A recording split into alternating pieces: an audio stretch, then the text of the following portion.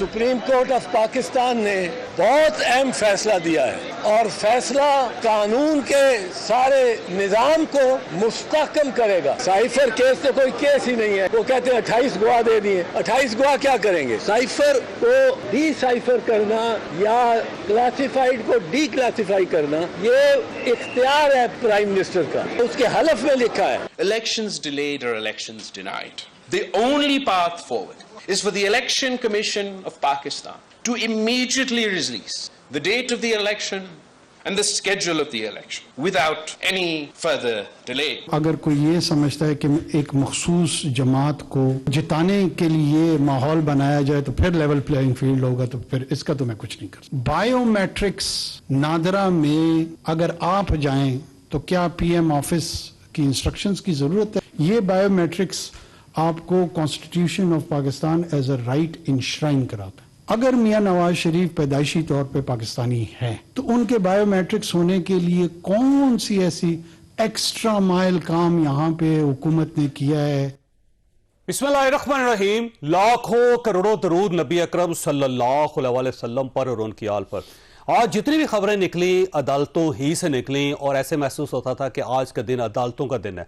सबसे पहले supreme court of Pakistan के फैसले की तरफ आते हैं। सुप्रीम कोर्ट ऑफ पाकिस्तान के 5 रुकनी बेंच ने सिविलियंस के मिलिट्री कोर्ट्स में केस चलने को जो इशू है उसको कालादम करार दे दिया है और यूँ कहा जाता है कि शायद 102 जो पीटीआई के वर्कर्स हैं उनको इसका फ़ायदा होगा और ये भी कहा जाता है कि ये बड़ा आइन साज किस्म का लम्हा है और सुप्रीम कोर्ट ऑफ पाकिस्तान ने अपनी सुपरमेसी भी साबित कर दी और उसके साथ साथ जो मिलिट्री कोर्ट्स का एक बड़ा इशू चल रहा था उसको भी ऑलमोस्ट उन्होंने डाई डाउन कर दिया कि वाकई ऐसा है। ये हम आज के शो में डिस्कस करेंगे और इसके साथ साथ आज इमरान खान साहब और शाह महमूद कुरैशी साहब साइफर केस में अदालत में मौजूद थे और उनके ऊपर फर्द जुर्म आयद हो गई। क्या वाकई अब सजा करीब है इमरान खान साहब की? ये भी हम आज के शो में डिस्कस करेंगे और इसके साथ साथ एहतसाब अदालत ने इसहाक डार साहब को बरी कर दिया। उन्होंने कहा कि जो उनके असासे हैं और जो उनकी इनकम है उनके दरमियान कोई फ़र्क नहीं है।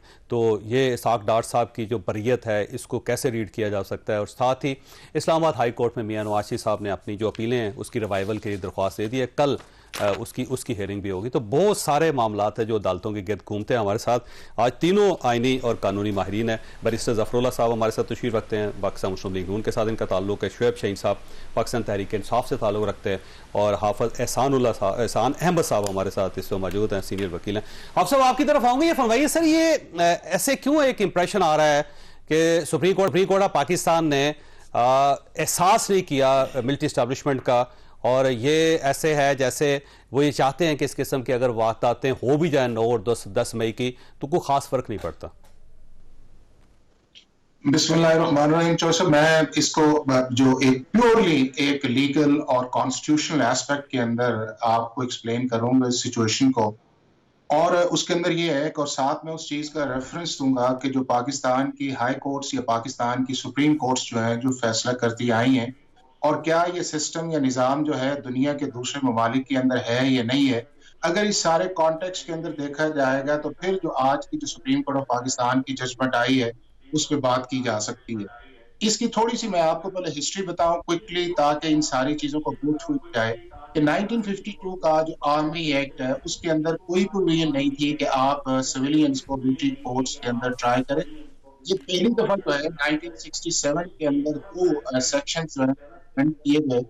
एक सेक्शन 2D1 जो है उसको लेके आया गया और एक सेक्शन 2D12 जो है उसकी क्लॉज को लेके आया गया कि अगर कोई शख्स जो है पाकिस्तान की मिलिट्री के अंदर एम्प्लॉयमेंट नहीं कर रहा और वो किसी मिलिट्री लॉ की वायलेशन करता है तो वो सब्जेक्ट टू मिलिट्री एक्ट आएगा और ये दुनिया के दूसरे ममालिक की तरह पाकिस्तान के अंदर ये अमेंडमेंट आई गई।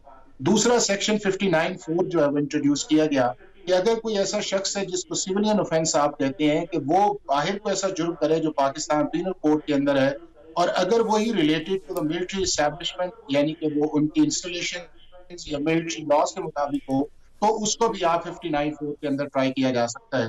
ये अमेंडमेंट्स जो थी पाकिस्तान के अंदर पहली दफा हाई कोर्ट लाहौर पे चैलेंज की गई और 1968 के अंदर लाहौर हाई कोर्ट ने इन अमेंडमेंट्स को वैलिडेट किया।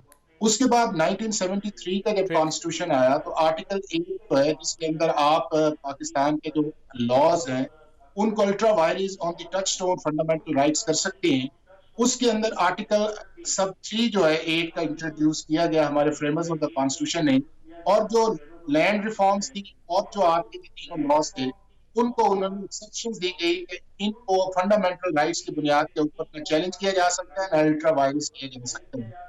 उसके बाद ये मामला जो है सुप्रीम कोर्ट ऑफ पाकिस्तान के अंदर गया, और सुप्रीम कोर्ट ऑफ पाकिस्तान के उस दौर के जो चीफ जस्टिस साहब थे 5 मेंबर्स बेंच ने जस्टिस दी, और उन्होंने इन अमेंडमेंट्स अच्छा, इसमें आपसे क्योंकि ये हिस्ट्री है और इसका अब तक मैक्सिमम लोग इससे वाकिफ हो चुके हैं, अब सवाल अगला ये बनता है कि क्या नजरसानी दरख्वास्त होनी चाहिए इस पे, और दूसरा ये कि आप सुप्रीम कोर्ट ऑफ पाकिस्तान का जो फैसला है आप इसे गलत समझते हैं, आप ये समझते हैं कि ये नहीं होना चाहिए था, और क्या होना चाहिए था? मैं जो सब ये समझता हूँ कि सुप्रीम कोर्ट का जो एस्टैब्लिश जूरिस्प्रूडेंस थी उससे आज सुप्रीम कोर्ट ने कन्फ्रंट किया अपने ही फैसलों को, जो 1996 में भी आए, 2017 में भी आए, 15 में भी आए, 2007 में भी आए, और मुल्क के 4 चीफ जस्टिस फैसला कर चुके हैं। तो ये उनकी अपनी डेविएशन है, और एक ऐसी चीज जो 45 साल से सेटल्ड थी और बार बार उसको वैलिडेट किया गया था, उसको एक 4 मेंबर्स बेंच ने किया, जिसके ऊपर ऑलरेडी जो है 5 मेंबर्स बेंच भी और 11 मेंबर बेंच जो इसका फैसला कर चुका है। एक इसका ये एस्पेक्ट है। दूसरा इसका एस्पेक्ट ये है कि अगर इसको सिर्फ 9A के कॉन्टेक्स्ट के अंदर देखा जाता तो आप जो उसकी सेक्शन 73 है उसकी जो कस्टडी है, या कमांडिंग ऑफिसर का सेक्शन 94 मिलिट्री एक्ट आप उस हद तक जाते। आपने तो 67 की अमेंडमेंट्स ही खत्म कर दी। इसका मतलब ये है कि अगर आपने इसको अपनी रीजनिंग के अंदर कंट्रोल न किया तो आज तक जितनी भी पाकिस्तान के अंदर मिलिट्री कोर्ट्स के नीचे जजमेंट्स आई हैं, कन्विक्शंस आई हैं, चाहे वो आपकी 21st कॉन्स्टिट्यूशन अमेंडमेंट के बाद की आई हैं, और इस वक्त सुप्रीम कोर्ट के अंदर 350 से ज्यादा पड़ी हुई है, कलभूषण वाला जो केस पड़ा हुआ है, वो सारी की सारी जजमेंट्स जो है उसको इफेक्ट आएगा और एक बहुत बड़ा लीगल लेकुना जो है वो आएगा। दूसरा जो आपने कहा कि इसके ऊपर रिव्यू नहीं है, प्रैक्टिस एंड प्रोसीजर एक्ट आ चुका है, उसके अंदर गवर्नमेंट के पास ऑप्शन होगा कि वो इसको अपील करे, और अपील जो है वो 30 दिन के अंदर की जाएगी, और उसके अंदर ये बेंच नहीं सुनेगा बल्कि और एक चीफ जस्टिस बेंच कॉन्स्टिट्यूट करेंगे, और 30 डेज के बाद 14 दिन के अंदर सुनेगा। एक लार्ज उसका एक स्कोप आएगा, और उस स्कोप के मुताबिक सुप्रीम कोर्ट ऑफ पाकिस्तान जो है। अच्छा, इसमें एक सवाल ये भी है कि अगर उस बेंच ने भी इस फैसले को बहाल रखा तो फिर क्या होगा? ये वैसे अभी फौरी तौर पर जवाब न दीजिएगा, मैं वापस आपकी तरफ आऊंगा। शोएब सैनी साहब फरमाइएगा, क्या समझते हैं आप इस फैसले को? मैं समझता हूँ कौम को मुबारक हो, ये आज बहुत बड़ी फतह है सिविलियन सुप्रीमेसी की। देखें, एक गलत कानून था, 67 में यह कानून बना मार्शल लॉ के जमाने में। ये तो इमरान खान साहब के दौर में भी हुआ ना सर? नहीं, मिलिट्री कोर्ट्स बनी है, 25 लोगों को सर मैं आपको बताता हूँ ना, ये जो अमेंडमेंट खत्म की है 67 में, ये अमेंडमेंट आई थी, आज यूनानिमस फैसला आया है पैरा नंबर 2 और 3 की हद तक, और पैरा नंबर 1 की हद तक जो लॉ ऑफ वायलेंस डिक्लेयर किया है वो 4/1 का फैसला है। देखें, उस जमाने में जो मिलिट्री कोर्ट्स और ट्रायल की बात कर रहे हैं वो आइन में तरमीम हुई थी, वो आइन की तरमीम थी, 21st अमेंडमेंट हुई थी, वो मुस्लिम लीग नून के ज़माने में हुई थी, जिसको दोबारा 2 साल के लिए फर्दर एक्सटेंड किया गया था 2019 में, वो 23वीं तरमीम के जरिए। वो मेजॉरिटी भी उसे, चूंकि सुप्रीम कोर्ट ने ये कहा था कि जब आइन में तरमीम हो जाए तो सुप्रीम कोर्ट को ये अख्तियार नहीं है कि आइन की तरमीम को ख़त्म करें, और वो दहशतगर्दों के खिलाफ थी, वो सिचुएशन पॉलिटिकल वर्कर्स के खिलाफ नहीं थी। आप इसका मिसयूज देखें, आप अपने सिविलियन के जो कोर्ट्स ऑफ लॉ हैं आप उनको स्ट्रेंथन करें, आप उसको ठीक करें, लेकिन ये कहना 100 साल तो फैसले नहीं होते सर, वो कहते हैं कोई तो क्या फिर सारा कुछ 40 साल हो गए, 50 साल हो गए, लोग जमानतों पे घर चले जाते हैं, लोग शादियां करके बच्चे पैदा करके उनकी शादियां करके फौत हो जाते हैं। फिर आप एक काम करें, फिर आप सारा कुछ मिलिट्री कोर्ट्स ही बना दें, फिर ये सुप्रीम कोर्ट भी बंद कर दें, हाई कोर्ट भी बंद कर दें, बाकी सारी अदालतें बंद कर दें, क्रिमिनल जस्टिस सिस्टम सारा उनको दे दें जिसमें वो बैठे फैसले कर दें। तो आप ये थोड़ा हो सकता है कि अब आपका आइन देखें, 73 में आइन आया, क्या सिविलियन के फंडामेंटल राइट्स आप प्रेजुडिस कर सकते हैं, वापस ले सकते हैं by any stretch of imagination, या कोई कानून साजी कर सकते हैं? आर्टिकल 8 की वायलेशन में कोई भी लॉ आप बनाएंगे जिसमें आर्टिकल 9 है, आर्टिकल 175 आपको देता है राइट, आपको आर्टिकल 10A देता है, वो ये नहीं हो सकता आप due process and fair trial का राइट आप खत्म कर दें, अदालतें ही ना हों। यानी वहां मुझे बताएं, एक मेजर या कर्नल साहब, वो अदालत तो नहीं है ना, वो एक एडमिनिस्ट्रेटिव काइंड ऑफ ट्रिब्यूनल होता है, वो कैसे आपका डिसीजन करेगा? आपकी जो बुनियादी राइट ऑफ अपील तो है ना सर, किधर है right of appeal? Chief of army staff के पास होती है, जब मुझे बताएं हाई कोर्ट भी जा सकते हैं, नहीं हो सकता सर, वहां रिट होती है, वहां ना फैक्चुअल कंट्रोवर्सी में आप जा सकते हैं, ना आपका राइट ऑफ अपील है, ना ही कुछ। सिर्फ एक सूरत में जा सकते हैं कि वो अथॉरिटी जो पावर एक्सरसाइज कर रही थी विदाउट लॉफुल अथॉरिटी थी, या आपको सुना नहीं किया। सिर्फ दो बातें हो सकती हैं। अच्छा बैरिस्टर साहब ये फरमाइएगा, आप ये सारी सूरत आपके सामने, अल्टीमेटली अब इसका एंड क्या निकलेगा सर? बिस्मिल्लाहिर्रहमानिर्रहीम, थैंक यू वेरी मच। मैं 2-3 बातें और करना चाहता हूँ, जरा हमें सोचना पड़ेगा। पहली बात तो ये कानून गलत आज डिक्लेयर हो गया, ठीक है, लेकिन इस पर अमल होता रहा है।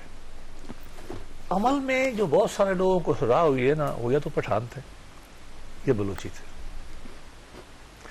आज मुझे पेशावर से फोन आया एक, मैं मतलब उन्होंने कहा यार जब हमारी बारी आई थी तो आप लोग हमें ट्रायल करते थे, हंस रहा था मेरे साथ, और जब ये पता चला कि जी ये तो पंजाब के लोग हैं और ये है तो अब आप लोगों ने कानून बदल दिया। मैं ऐसा नहीं होता, लेकिन ये कंसर्न लोगों का मौजूद है। लेकिन ये फैसला सुप्रीम कोर्ट ऑफ पाकिस्तान, जी मैंने उसको यही कहा। मैं आपको लोगों की बात बता रहा हूँ, उसमें एक हकीकत तो है ना कि लोगों के साथ ट्रायल हुआ है, बहुत से लोग सजा भुगत गए इसके मसले पर ना, और ये पहले चैलेंज भी होता रहा है।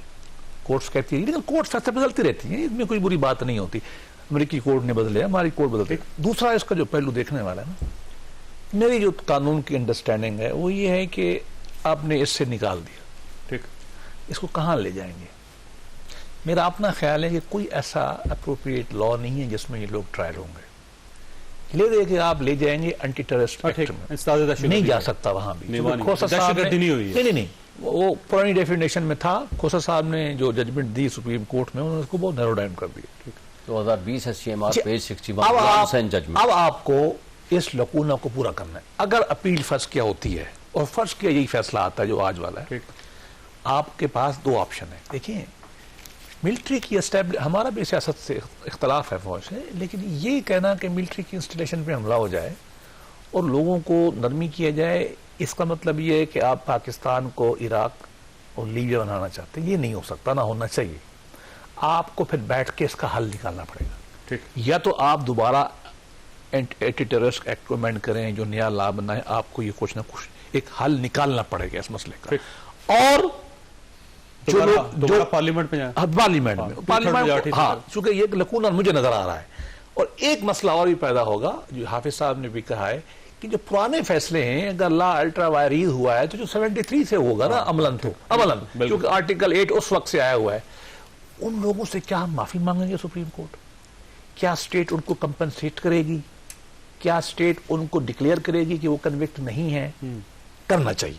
अगर ये लॉ होता है तो हमें उनसे माफी मांग लेनी चाहिए, बलूचों से, ठीक है, पठानों से। उनको पैसे जेलों के अंदर रहे हैं और उसमें से उम्र कैदें हुई। भाई मैं तो ये कह रहा हूं ना कि आपको जी तो उनका सुप्रीम कोर्ट ने एक फैसला बना, सुप्रीम कोर्ट को हक हासिल होता है। लेकिन ये जो 3-4 पहलू मैंने आपको बताया ना, आखिरी बात, अक्ल जो है ना उसकी बड़ी खूबी है। अक्ल एक दलील देती है ना, वो उसी वक्त उसकी गुंजाइश पैदा करती है कि उतने ही पावरफुल दलील उसके अगेंस्ट हो। कायनात की सबसे बड़ी हकीकत जो है खुदा का वजूद है ना, ठीक है, उसके खिलाफ भी आर्गुमेंट होती है। और हम वकील बड़े इंटरेस्टिंग लोग हैं। ऐसे तारीख में वकील गुजरे हैं जिन्होंने 2 कोर्ट में खड़े होकर कहा कि ईसा अलैहिस्सलाम से बुरा आदमी दुनिया में कोई ना था, इसको सजाए मौत दी जाए। हुई तो मतलब ये जरा शुगल चलता रहना चाहिए, इंटेलेक्चुअल गुफ्तगू भी चलती रहनी चाहिए। अच्छा, मैंने ब्रेक लेनी है, लेकिन शेख साहब आपके पास एक सवाल छोड़ के जा रहा हूँ कि अब जो पुराने केसेस हैं और उसमें इमरान खान साहब के अपने दौर में 25 लोगों को सजा हुई है, वहां अदालत क्या करेगी? अब एक छोटी सी ब्रेक है तो आधा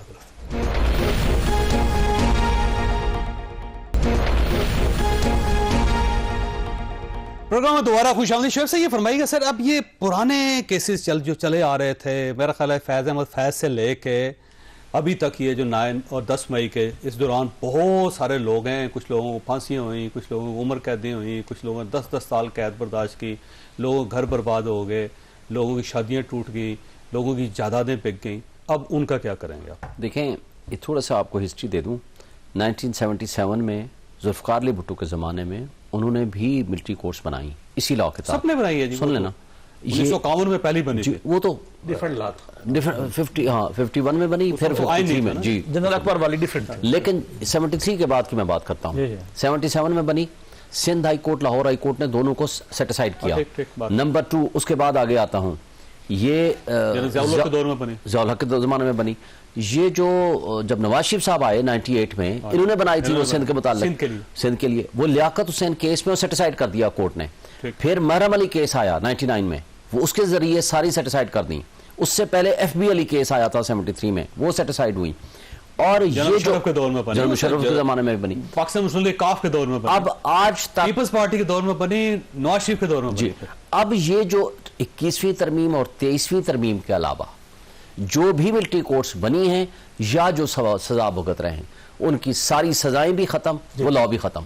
ये है 73 के बाद से लेकर आज तक। अगर कोई किसी की सजा क्या बनाएगा? नहीं, उनके तो एक स्पेशल लॉ है ना, उनका तो एक स्पेशल लॉ के तहत होगा। उनकी तो अपील भी पेंडिंग है। आई डोंट थिंक कि उसमें कोई उनका कोई हो, वो शायद उनका केस कुछ डिफरेंट है या डिफरेंट फुटिंग पे आएगा, वो चूंकि स्पाई सिस्टम में आएगा। दौर में सिविलियन भी थे नहीं, लेकिन उसके तो अभी अपीलें पेंडिंग थी ना लाहौर हाई कोर्ट में, रावलपिंडी बेंच में, वो तो फारिग हो गए, उनको तो रिलीफ मिल गया।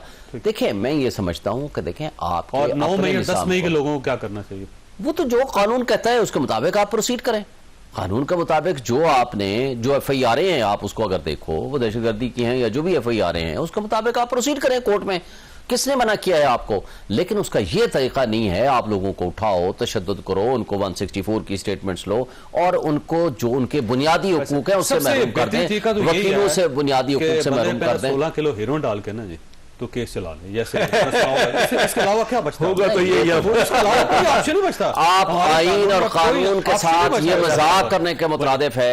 आप सिविलियन सुप्रीमेसी की बात करने की बजाय आप भी अगर ये कहें कि हम मिसयूज ऑफ अथॉरिटी करें, हर गवर्नमेंट की अपनी सिविलियन सुपरमेसी है सर। नहीं, फिर आप अदालतों के ऊपर, फिर आप अदालतें, इमरान खान साहब ने 25 लोगों को सजा दी। नहीं, इमरान खान साहब ने नहीं की, वो कर्नल रहीम ने आपके सामने बताया, वो लोग मिसिंग पर्संस में थे। सुन लेना, गवर्नमेंट ने तो नहीं किया, मिसिंग पर्संस थे। मिसिंग पर्संस में बाद में पता चला कि उनके खिलाफ ट्रायल होकर सजा भी हो गई, जिसको कर्नल इनाम ने चैलेंज किया है लाहौर हाईकोर्ट रावलपिंडी बेंच में, केस पेंडिंग है। तो जहां देखे ना, बात यह है कि जहां जहां आपकी अदालतों में गलतियां हैं, खराबियां हैं, उनको रिमूव करना चाहिए। कानून के मुताबिक हर किसी को राइट हो। जहां रूल ऑफ लॉ नहीं होगा, ये खराबियां तबाहियां आएंगी। हमें रूल ऑफ लॉ को अब एक सवाल बड़ा सादा है कि अब अगर supreme court of Pakistan allow नहीं करती तो फिर स्टेट के पास क्या ऑप्शन बचते हैं? देखिए, मैं पहले इस चीज पे आऊंगा। 2 मिलिट्री कोर्ट्स का जिक्र किया गया है। एक किया गया भुट्टो साहब वाली मिलिट्री कोर्ट्स का और एक जिक्र किया गया मियां नवाज शरीफ साहब के दौर के था। ये दोनों ये मिलिट्री कोर्ट्स 1952 एक्ट के नीचे नहीं थी। ये आपका रेगुलर पाकिस्तान पीनल कोड था, या आपने सर्टेन ऑफेंसेस डिजाइन किए थे एंटी टेररिज्म लॉज के अंदर, और उसके ऊपर जाके आपने कहा था कि मिलिट्री जजेस उसके अंदर बैठेंगे, जिसको सुप्रीम कोर्ट ऑफ पाकिस्तान ने कहा कि या हाई कोर्ट्स ने कहा कि ये आपकी रेगुलर क्रिमिनल कोर्ट्स करेंगे।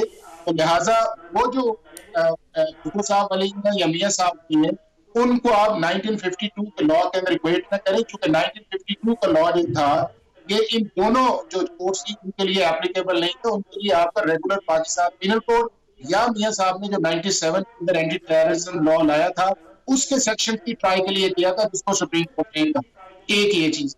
दूसरी इस चीज के अंदर बात ये है कि क्या पाकिस्तान के अंदर, छोटी सी आपको एग्जाम्पल देता हूँ, जिस तरह स्पेशल लॉ की बात की जा रही है कि पाकिस्तान के अंदर है इस्लामाबाद के अंदर कोई भी आप डिप्लोमेटिक मुख्तलिफ एम्बेसीज हैं, उन एम्बेसीज के अंदर जाके अगर आप कोई भी जुर्म करते हैं, अब वो एम्बेसी भी पाकिस्तान के अंदर है, पाकिस्तान का पास है, लेकिन वो जो जमीन है जिसके ऊपर आपने जुर्म किया है उसके अंदर ना पाकिस्तान का लॉ आएगा ना पाकिस्तान का प्रोसीजर आएगा, तो उसके ऊपर लॉ है उस मुल्क आएगा जिस मुल्क की एम्बेसी पाकिस्तान के अंदर है।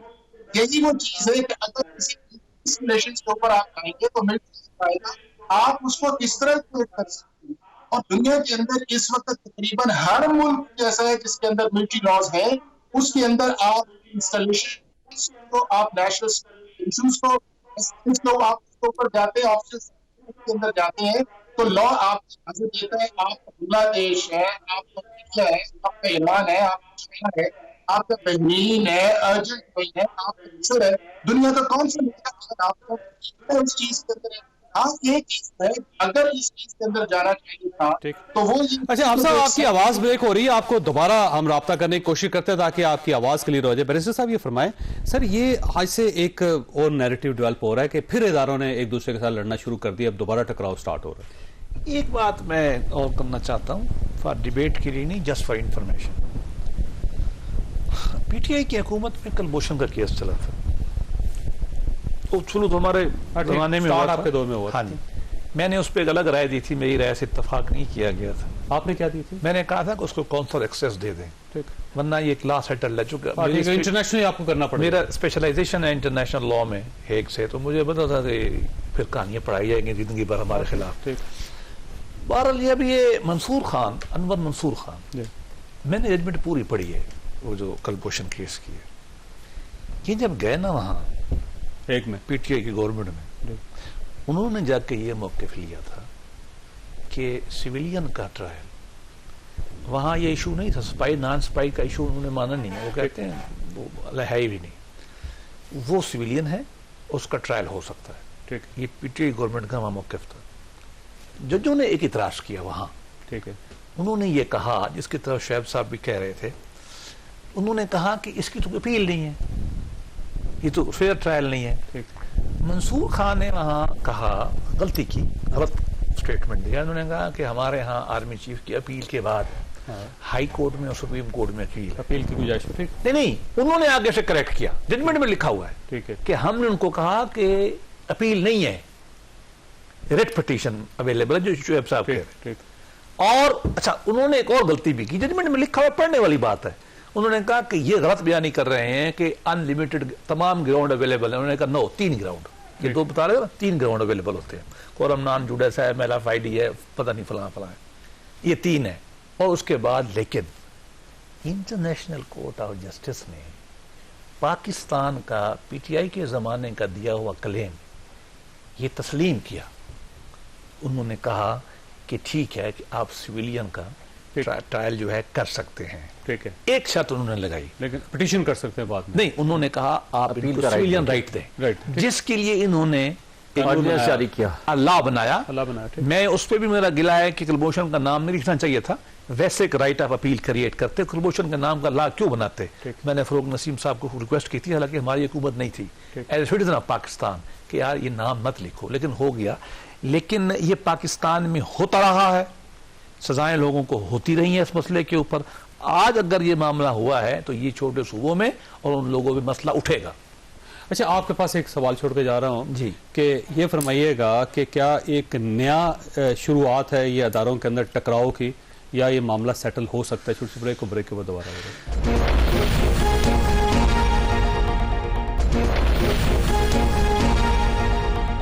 प्रोग्राम में दोबारा खुशामदीद। बैरिस्टर साहब ये फरमाइएगा, ये मामला सेटल हो सकता है या नहीं हो सकता? अगर नहीं होगा तो होगा क्या फिर? देखिए, to be honest, as a शहरी मैं ये समझता हूं कि ये मामला नाजुक है। उसकी वजह यह है कि अफवाज पाकिस्तान जो समझती है कि जो 9 मई को हुआ है वो बहुत गलत है, और उनके यहाँ एक 9 मई कह लें, रेड लाइन कह लें। मैं भी ज़ाती तौर पे भी बढ़ा हूँ। मैं जब इस्लामाबाद में पढ़ने आया, मैं जवान था, मुल्तान से एक देहाती आया था, तो मैंने सबसे पहले जिन लोगों से मुलाकात भी, उनमें MM आलम भी था, हमारा हीरो था। पर जब मियाँ वाले में ज्यादती हुई, जिसने भी की मुझे नहीं पता, लेकिन मैं हर्ट हूँ। कौम हर्ट है, फौज हर्ट है। सिर्फ फौज की बेस नहीं, पूरे पाकिस्तान की बेस, पूरे पाकिस्तान शहीदों के साथ ये नहीं किया जाता। ठीक है, मैं फौज से हमें बहुत इख्तलाफ है नवाज शरीफ को, मुझे भी है। हम ये तो नहीं करते ना कि मतलब शहीदों पे चढ़ जाएं या हमला कर, वो नहीं करते। हम मुखालफत करते हैं, करेंगे, आज भी करेंगे, लेकिन कुछ हद होती है। हम पाकिस्तान को लीबिया तो नहीं बनाना ना, अफगानिस्तान नहीं बनाना, सूडान नहीं बनाना, वो तो तबाही है हमारे। वैसे तो अफगानिस्तान आज क्रिकेट में हमसे आगे, अल्लाह माफ करे, लेकिन वो सारे मामलों में आ गए। लेकिन हमारे मेरी मुराद ये कि फौज से भी हार गए। जी जी, फौज की हमारे यहाँ एक है। अब बात ये है कि उन्होंने एक सख्त पोजीशन ले ली है इसके ऊपर। ये मैं एज ए सिटीजन बात कर रहा हूँ, नॉट पार्टी पॉलिटिक्स, सिटीजन। वो आज बहुत हर्ट होंगे, और वो जो अब जाएगा कानून में ये है कि गवर्नमेंट ऑफ पाकिस्तान जो है अपील करेगा। ठीक, अपील जानी है बड़े बेंच के पास, 6 या 7 आदमी। लेट अस सी क्या होता है। क्या उसमें ये जजेस होंगे? नहीं, ये नहीं हो सकते। हाँ, ये पहले लॉ में ही नहीं थी प्रोविजन ना। वो तो रिव्यू था, वो ना होने अदालत के में बराबर था। ये बिल्कुल सही है, अपील होनी चाहिए। दुनिया में कोई आदमी इनफॉलेबल नहीं है नबी के अलावा, या इमाम शियों के यहाँ, हमारे दोस्तों के यहाँ, बाकी तो इनफॉलेबल नहीं होते ना सारे, होना चाहिए। नहीं, मैं उनको प्रोटेक्ट करता हूँ, सारे फिरकों को जरूरी है हमारे लिए। अब ये अपील राइट मिल गया, ये अच्छा है, मैं इसको सही समझता हूं। अब देखना ये है कि वो कोर्ट क्या करती है। अगर तो वो कर देती है इसको रिवर्स, तो मैं समझूंगा कि जिसकी तरफ आप इशारा कर रहे हैं वो बच जाएगा। अगर वो इसी को ठप्पा लगाते हैं कि जजमेंट ठीक है, तो फिर उसका खतरा होगा जो आप बता रहे हैं, फिर कॉन्फ्लिक्ट होगा। नहीं, कॉन्फ्लिक्ट के अलावा फिर एक्स्ट्रा मैयर ढूंढे जाएंगे how to handle with these people, और उसमें क्या पार्लियामान नया लॉ बनाती है। अच्छा, एक बात छोटी सी हो, इसमें 3 साल सजा थी, 2 से 3 साल। ये जो मिलिट्री कोर्ट, ठीक है, मिलिट्री कोर्ट डिफिकल्ट चीज है, उसमें प्रोसीजर डिफिकल्ट है वगैरह, सजा 2 से 3 साल थी। अगर ये एंटी टेररिज्म में जाते हैं, सजा उम्र हो जाएगी। बिल्कुल सही बात। ये भी मतलब फिर तो उम्र कैद भी हो सकती है, हो सकती है, बहुत भी हो सकती है। अब ये वो पहलू है जो सारे पूरी कौम को, सुप्रीम कोर्ट को, हाई, हमारे बाद में इन केस अगर मामला सेटल नहीं होता तो पार्लियामान को देखना है और ठंडे दिल से इसकी कानून साजी करनी है। लेकिन इस मामले को आप छोड़ नहीं सकते, मैं भी ये कहूंगा इसको छोड़, ये लंबा चलने वाला है। नहीं, इस मामले का जो है कोई ना कोई फैसला होना चाहिए 9 मई का। ठीक है, आप सब आपकी तरफ आ रहे हैं। ये फरमाइए सर, ये अगर फर्ज करें सेटल नहीं होता कोर्ट में, तो फिर दोबारा पार्लियामेंट में जाना पड़ेगा। फिर तो जाहिर है जब नए इलेक्शन होंगे, नई गवर्नमेंट आएगी, फिर ये अगला 6 महीने मजीद लटकेगा फिर ये मामला। चौर साहब, मैं आपको चीज बताऊं कि आज जो फेडरल गवर्नमेंट ने एक एप्लीकेशन फाइल की थी, बड़ी एक इंपॉर्टेंट एप्लीकेशन थी। उसके अंदर उन्होंने 3 चीजों को हाईलाइट किया था। एक, उन्होंने हाईलाइट ये किया था कि हम किसी बड़ी पनिशमेंट में भी नहीं जाएंगे, और दूसरा उन्होंने ये कहा था कि शायद हो सकता ये है कि जितना पीरियड गुजर गया है वही इनकी सजा और ये बाहर निकल जाए। और तीसरा इसके अंदर ये था कि कोई बड़ी, जिस तरह कहते हैं सीवियर पनिशमेंट से, जिस तरह हमारा रिगरस पनिशमेंट का एक कॉन्सेप्ट जेल्स के अंदर आए, वो नहीं आएगा।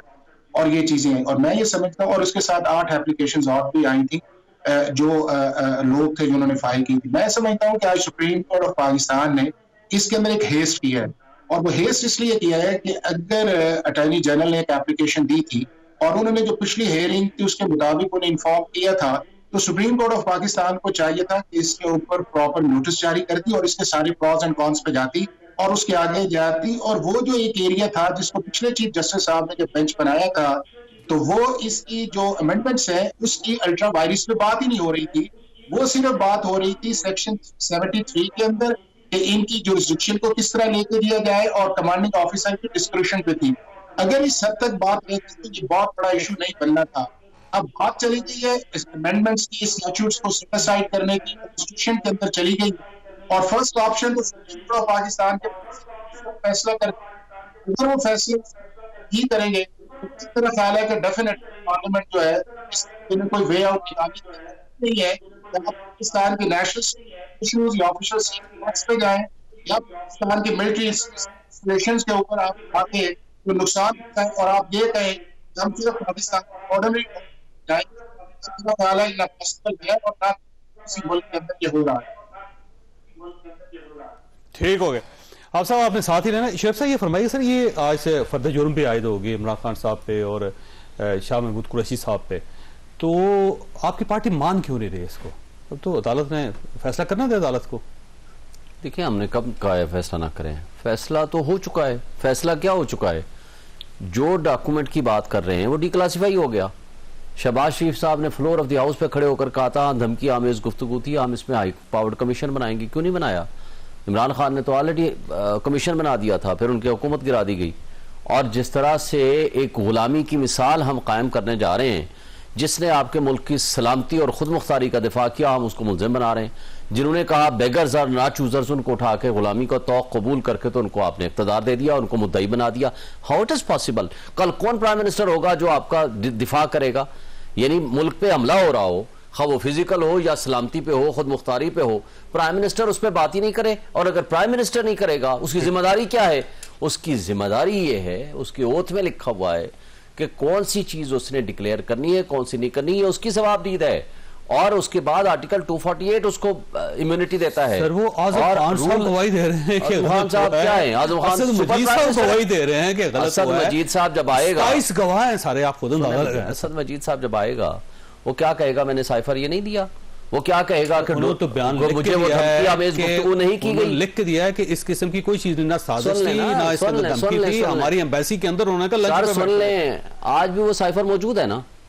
आज भी जब सेकंड टाइम आपको याद होगा शहबाज शरीफ के जेर सरबराही नेशनल सिक्योरिटी कमेटी की मीटिंग हुई थी, उसको बुलाया गया था, उसने उस साइफर के डॉक्यूमेंट्स को कंटेंट्स को एक्सेप्ट किया और उसने फिर क्या हुआ, उसके मिनट्स भी जारी हुए। डिमार्च किस बात का दिया आपने? वो तो जब आएगा, अच्छा 161 की क्या स्टेटमेंट होती है, अपनी मर्जी से जो चाहे लिख ले, पुलिस वाला कौन से दस्तखत कराता है? जब वो आएगा ना क्रॉस एग्जामिनेशन में सारी चीजें सामने आ जाएंगी। आज आप थे अदालत में? वैसे नहीं, मैं आज नहीं था। ठीक ठीक, मुझे ब्रेक लेने हैं, ब्रेक के बाद बैरिस्टर साहब की तरफ जाना।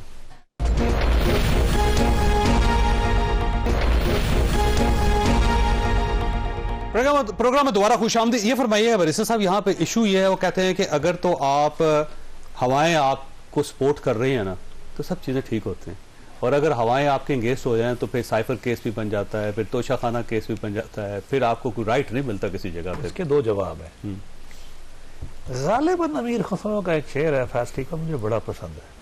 आजकल गालिब आपको बहुत याद आ रहा है। मुझे खुसरो भी आता है, वो बंदा देख के पढ़ता हूँ, क्योंकि आप एल में शेर है तो मैं फारसी पढ़ देता हूँ। ठीक। कहता है बजिस्म लर्जा लर्जा दो आलम, ठीक, जब तेरा जिस्म हिलता है तो दो आलम हिल जाता है। वो जुल्फ बरहम बरहम निजाम है। ठीक, तेरी जब जुल्फ बरहम होती है, दुनिया का निजाम जो है वो बरहम। जुल्फ अब आपके हक में बरहम हो रही है।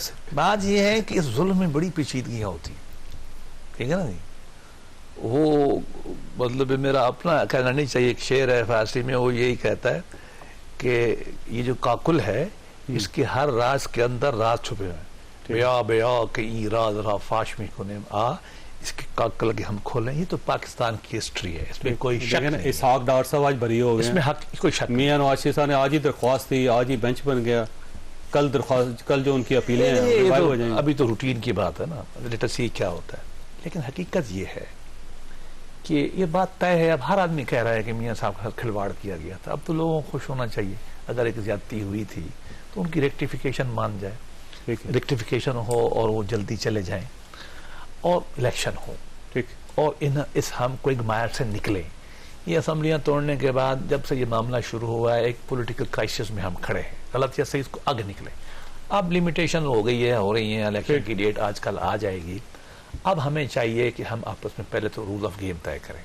इलेक्शन कमीशन ने उस दिन बुलाया हुआ था, पीटीआई का बहुत बड़ा वफद था, मैं उनकी तरफ से, हमारा 2-3 आदमी थे, पीपल पार्टी की कोड ऑफ कंडक्ट किया।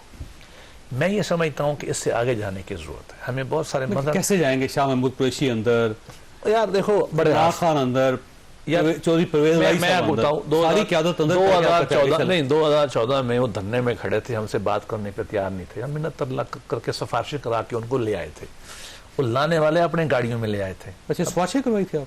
अब मैं बता रहा हूँ ना, मैंने आपको क्या कहा है। और गाड़ियों में कौन लेके आए थे? वही जो धरने वाले थे। खान साहब आए थे उधर एपीसी में बैठा हुआ था। पेशावर गए थे? नहीं, इधर पीएम हाउस में खाना भी खिलाया था हमने। मैं बैठा था मियां साहब के साथ, क्योंकि वो नेशनल एक्शन प्लान तो बाद में लिखने वालों में हम शामिल थे। मैं जाती तौर पे इस बात का हक में हूँ, जैसे मियां नवाज शरीफ ने एक मुदब्बिर की हैसियत से कहा है ना, हमें आगे बढ़ना चाहिए। ठीक, खान साहब को भी चाहिए, उनकी पार्टी को, कि वो छोड़े कि जी हम किसी से बात नहीं करेंगे हिंदुस्तान से। तो वो बात करना चाहते हैं। चलो नहीं, ऐसे थोड़ी होता है। तो आप नहीं कर रहे। नहीं, तरीका होता है ना, वो जो करना चाहते हैं हमें मालूम है, खुले दिल से बैठे। पहले कहाँ करते थे इलेक्शन की मजाक, आपको पता नहीं है, हम इत्तेफाक कर गए थे रात को सारे कि इलेक्शन करना है, वो खुशियां मानी गई, मिठाई। कब की बात है? ओ यार, ये जो इलेक्शन 6 शायद अगस्त था। हाँ ठीक है। मुझे मालूम है, हमने बहुत मुज़ाकरात किए हैं। मैं आज एक और बात बता देता हूँ, हम पीटीआई वालों से मुज़ाकरात, मेरे भाई दोस्त नए आए, हम पीटीआई वालों से बहुत मुज़ाकरात करते थे, हमारा एग्रीमेंट हो जाता था और हमें कहते थे पूछ के बताएं। नहीं, हमें और बात करते थे। मैं अल्लाह ऐलान कहता हूँ, आप ले आए शाह महमूद कुरैशी साहब को, शरीर मदारी को, कि मैं नहीं कहते थे वो कि सर हमारी हिम्मत खान साहब से बात करने के लिए नहीं होते, अब आप जहांगीर तरीन के पास चले जाएं, उसको कहो खान साहब को मनाए। वो पहले की बात होगी, तो जहांगीर तरीन साहब की नहीं, वो पहले की बात, हमारी गवर्नमेंट की बात है, हुए भी अरसा हुआ है, हमारी गवर्नमेंट बात ये है, बात देखें जहां तक ये हमारी ये बातचीत होनी चाहिए। मैं बता रहा हूँ रास्ते निकल आते हैं। शेख साहब ऐसे क्यों नहीं बात करते आप? आज निकल आते हैं। और जब मियां साहब आगे मैं अभी इनको ऑफर कर रहा हूँ, आए अभी बैठ जाएं। जब बुलाएंगे हम आएंगे। हम बैठना चाहते हैं, जिसके साथ ये कहते हैं हम बैठने को तैयार हैं। क़यादत आपके अंदर है, बैठेंगे किसके साथ? भाई हम बैठने को तैयार हैं, क़यादत भी बाहर आने को तैयार है, वो ऑथराइज्ड उनका पर्सन भी ऑथराइज्ड आने को तैयार है। लेकिन बात यह है, मुझे बताएं, ये कोई माहौल है? एक इश्तिहारी मुजरिम को तो पूरा प्रोटोकॉल स्टेट गेस्ट का दिया जा रहा है और एक अंडर ट्रायल प्रिजनर के साथ वो सलूक हो रहा है जो किसी मुजरिम के साथ नहीं होता। अब अगर वो ज्यादती का इजाला हो रहा है तो आपको क्या का इजाला क्या इस तरीके से होता है? हमारी सबसे बड़ी पॉलिटिकल पार्टी है पीटीआई, 100 मकामात पे हमने जलसे की इजाजत मांगी। मुझे ये बताएं, कल सिर्फ अदालत के हुक्म से कल एक जगह पे इजाजत मिली, वो भी कॉर्नर मीटिंग की। क्या हुआ? उन्होंने कहा जी जो क्रिमिनल रिकॉर्ड रखने वाले हैं उनको हम जलसा नहीं करने देंगे, सबको उठा के ले गए। नहीं होना चाहिए। अच्छा, मुजरिमों को इजाजत है, मुजरिमों को, और वो सलूट भी इजाजत है, स्टेट गेस्ट बनने की भी इजाजत है, हाई कमिश्नर का प्रोटोकॉल भी इजाजत है, लेकिन पॉलिटिकल पार्टी को जलसा करने के पूरे पाकिस्तान में। वैसे बैरिस्टर साहब कन्विक्टेड तो है मियां साहब आज भी, जी गलत हो सकती है कन्विक्शन उनकी, लेकिन है, उनको अगर जलसे की इजाजत है तो इनको क्यों नहीं? बिल्कुल होनी चाहिए। नल एंड वैड है, वो साजिश थी सारी, पाकिस्तान का सिस्टम बैठाया गया, जो नादान लोग उसमें शामिल थे, उसको रेक्टिफाई होना चाहिए, उसको पाकिस्तान को, जी पाकिस्तान को। लेकिन आज जो होगा इलेक्शन कौन मानेगा? खान साहब के साथ भी बिल्कुल आईन और कानून के मुताबिक सलूक होना चाहिए। मेरी ये ख्वाहिश थी, मतलब जो हमारे साथ खान साहब ने किया, मेरा ख्याल था 16 साल में 16 महीने में हमारी हुकूमत भी वही करे, दिल करता था, दिमाग का क्या नहीं किया? नहीं 200 मुकदमा नहीं किया, बड़ा फर्क है। आज 15-20 फर्क है, बिल्कुल में डाल दिया। मैं आपको बताऊं बहुत फर्क है के साथ जो कुछ आपको नहीं अंदाजा, बहुत आखिर में आप मिलिट्री कोर्ट से मुकदमा चलाना चाहते थे, वो बच गए। लेकिन मेरी ख्याल ये है कि नहीं, कानून ज़ाब्ते के मुताबिक हो, उनको भी अक्ल करना चाहिए, अपनी गलतियां माने, वो भी पॉलिटिकल रवैया। आप चाहते हैं माफी मांगे वो आपसे? नहीं, माफी तो छोड़े ना यार, मियां साहब ने कल कह दी माफी नहीं है, लेकिन अमलन तो होता है ना कि यार जो कुछ हमने किया, हम पॉलिटिकल प्रोसेस के हमसे तो बात करने पे तैयार नहीं थे ना, कश्मीर पे हमला तो नहीं आते थे हमारे साथ बात, वो कहे हमने बात खुले दिल से करनी है।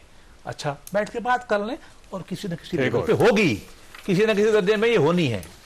वक्त खत्म हो गया, लेकिन आखिर में वही एक छोटा सा नुक्ता कि जब हम अफगानिस्तान की क्रिकेट टीम से हार रहे हैं और उस क्रिकेट टीम से हार रहे हैं जिसको हमने डेवलप किया था, तो इसका मतलब पाकिस्तान के लिए सीरियस कंसर्न है, और जब तक स्टेबिलिटी नहीं आएगी, इन इश्यूज़ को सॉल्व नहीं करेंगे, हम क्रिकेट में भी मार खा जाएंगे। अल्लाह ताला आप और आपके अहल खाना को किसी मुसीबत से महफूज रखे। अल्लाह हाफ़िज़।